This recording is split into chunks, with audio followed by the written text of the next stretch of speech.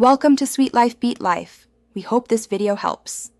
In this video, I will explain how to get low sensitivity on Roblox Mobile. Achieving lower sensitivity is crucial for precise movements and better aiming in many Roblox games. It allows for more controlled adjustments, reducing the chances of overshooting your target. This guide will help you fine-tune your settings to gain a competitive edge and enjoy a smoother, more accurate gaming experience on your mobile device. The most direct way to achieve low sensitivity is through the in-game settings. While playing any Roblox experience, simply tap the Roblox icon to open the menu.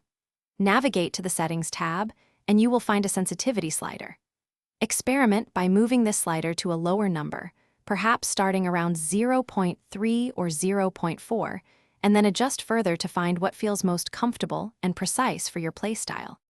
Beyond the main sensitivity slider, consider other control settings that can indirectly affect your feel.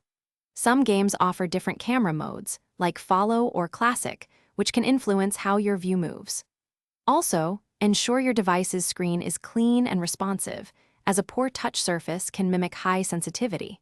Always test your new settings in a non-competitive environment, like a private server, to get accustomed to the changes. Finding your perfect low sensitivity is an iterative process that requires practice. After making initial adjustments, spend at least 15 to 20 minutes playing to get a feel for it. If it still feels too fast or too slow, return to the settings and make very small, incremental changes. Over time, your muscle memory will adapt, and you'll develop a consistent and precise aiming style, significantly improving your overall Roblox mobile experience. Thanks for watching. Consider subscribing if we helped you.